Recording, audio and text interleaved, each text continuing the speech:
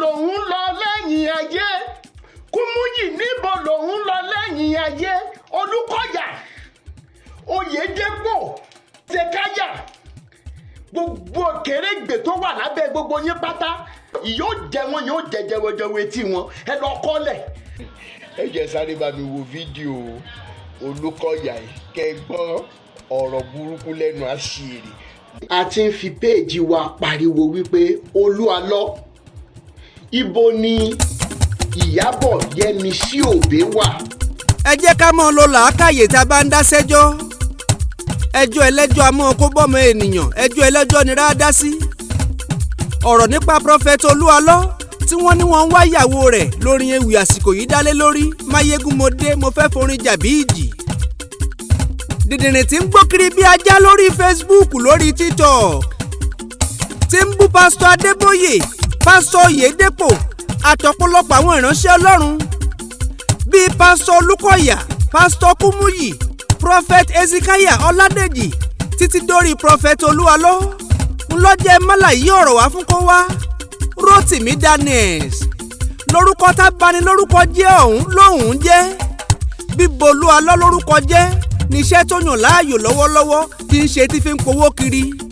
kò níṣẹ́ kò lábọ̀ bíbá àwọn ìránṣẹ́ Olúwa lórúkọ jẹ́ ẹni fi ń pa tọ́rọ́ tí fi ń pa kọ́bọ̀ sápò. Ojo Awogbemi Máyégún Akéwì mo dé o òkìrìkìrì ń bìtì afagada ọ̀rọ̀ bẹ́ni lórí fìyókù ara dini mo dé akẹ́kàkà lójú ọlọ́rọ̀ kọ́lọ́rọ̀ ó gbọ́ bọ́mọdé ọ̀bá mẹ́wẹ́ lẹ́wẹ́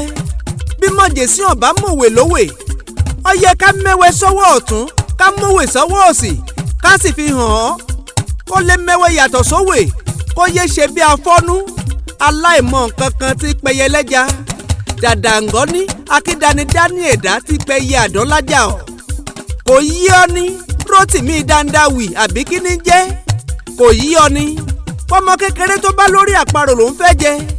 ṣáká lọ dájú orí àparò níjẹ́ ọgbáyé ọmọdé tí ń búgi ìrókò tí ń bojú wẹ̀yìn lọ́rọ̀ rẹ ṣó ṣe bó òjọ́ lolúwéré pani ni ṣègìdì rẹ̀ ń ṣe rí ẹ̀tẹ́ ó ń pé kí wọ́n gbé oúnjù sódò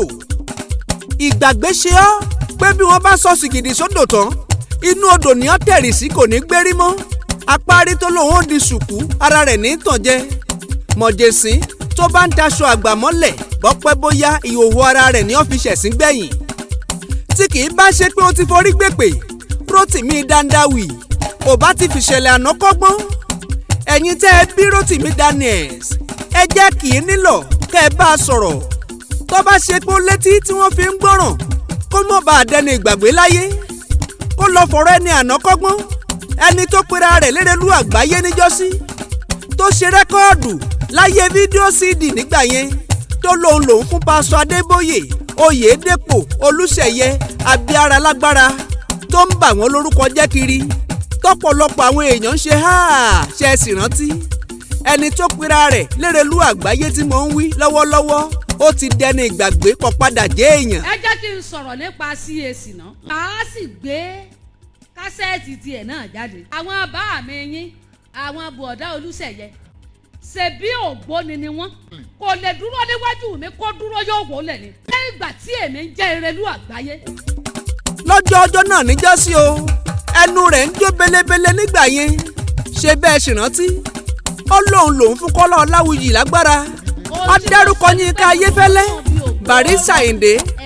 ó dárúkọ Sọ̀ní Adé ó dárúkọ Kọ̀lítì Àyìnlá póhùn Ọrẹlú lòórùn wọn lágbára òkìkí òun lòun fún wọn lágbára òkìkí àtorúkọ tí wọ́n ní wípé wọ́n ti jọ múlẹ̀ nínú òkùnkùn ẹ̀mí kẹ́mí ẹ̀mí burúkú tó gbérelú àgbáyé wọ̀ níjọ́sí tó fi ń bá wọn ẹni òkìkí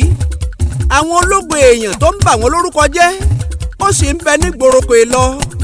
ẹ̀mí burúkú ọ̀hún ló gbé Rotimi Daniels wọ̀ bí ẹ̀wù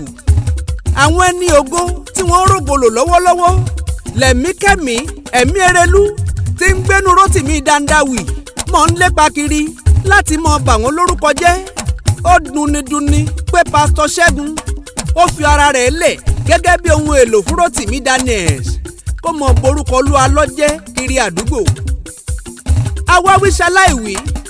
dìdìrín wá ń béèrè pé níbo ni Prophet Olú Alọ fìyàwó rẹ̀ pamọ́ sí pé k'Olú Alo ṣàlàyé ibi táyà rẹ̀ wà òun fẹ́ mọ̀ ọ́ ẹ̀rín pa mí. ẹ jọ̀ọ́ ẹ̀yin aráàlú wa gbogbo ọlọ́gbọ́n gbogbo olóye ẹ̀dá pátá báwo ni takidanidani Dání ọlọ́ràá tó lóun Daniels ti jẹ́ gan-an ṣọ́wá jẹ́ gẹ́gẹ́ bí bàbá ìyàwó Prophet Olú Alo ni àbó ni bàbá ìyàwó tó gbowó orí ìyàwó lọ́wọ́ Olú Alo lọ́jọ́ tí ń dànà ìyàwó ẹ̀ níjọ́sí kọ́ wá wí fún wa gbọ́ ẹ ti ẹ̀dùn ná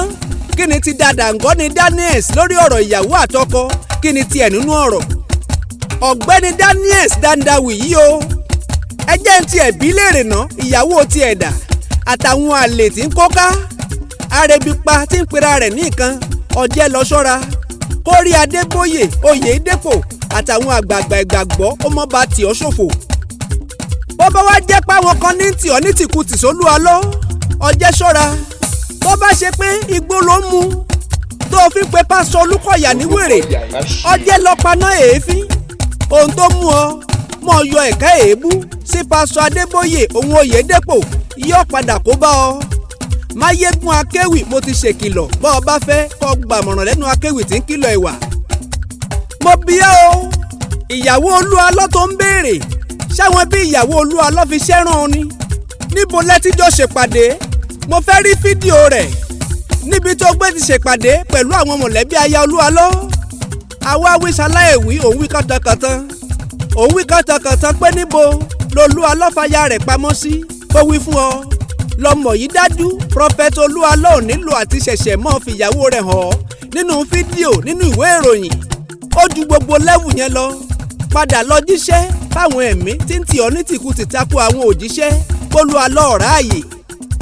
Olú Alo fìyàwó rẹ̀ hàn kò fìyàwó rẹ̀ hàn ní ṣọ́ọ̀ṣì nínú pósítà ìsọjí ó ṣe wá dìjà ó ṣe wá dogun dọdẹ ó ṣe wá dariwo Rotimi Daniels ó ṣe wá di bíbàyàn lórúkọ jẹ́ kí lẹ fẹ́ rí gbà ń bẹ̀ Mr. Dani kí ló fẹ́ gan-an ṣówó ló fẹ́ ni kábọ̀ rawọ́ ẹ̀bẹ̀ sọ́mọ Nàìjíríà kí wọ́n dáwó jọ fún ọ àbáwọn followers orí social media tó ń fi bíbá ìránṣẹ́ Olúwa lórúkọ jẹ́ ń kójọ ló ń dínkù tó ní kó tún fọ̀rọ̀ Olú Alo kójọ padà nìṣòro tó ń dojúkọ kí ló fẹ́ gan-an ṣàlàyé ká gbọ́ o ká bá ọgbọ̀rọ̀ ń yẹ̀wò kó yé gbó kiri mímọ́ bú pásítọ̀ Adébóyè Oyèdépò Olukoya àtàwọn ìránṣẹ́ Ọlọ́run wọ̀nyí ò lè ràn án lọ́wọ́ ọ̀nà ìparun ló ń tọ̀. gbogbo bẹ́rẹ̀lú àgbáyé ọjọ́ òun àná ti borúkọ Oyèdépò jẹ́ tó níjọ́sí tó ń ṣe ìbàjẹ́ pásítọ̀ Adébóyè àtàwọn àgbààgbà òjíṣẹ́ Olúwa ní CAC tó lóhun erelú àgbáyé lòun fún wọn lágbára pẹ̀lú gbogbo ìbàlórúkọ jẹ́ òun ṣáwọn òjíṣẹ́ Ọlọ́run ọ̀hún wá dèrò ẹ̀yìn ni nínú iṣẹ́ ìránṣẹ́ kó wí fún mi kérelú ọ́fíìsì tó bá ṣe kó sì wà láyé agbára òkùnkùn tó lòun fún wọn nígbà yẹn ṣe bó nípa wọn ti pin ìgbàgbé ṣerelú bágbára Ọlọ́run kì í kú àwọn ìṣẹ̀lẹ̀ ìyanu tó ti ń ṣẹlẹ̀ níjọ rìdíìmù àti wínàsì lọ́jọ́ pípẹ́ wá tọba alágbára ńlá ni ó ju tọmọ ẹ̀dá ènìyàn. ẹ̀yin aráàlú wa ìdààmú ògo lẹ̀ ń rí tó mọ̀ ń ṣẹlẹ̀ nígbàkúgbà táwọn abanijẹ́ bá ń bàyàn lórúkọ jẹ́ èrò wọn ni pé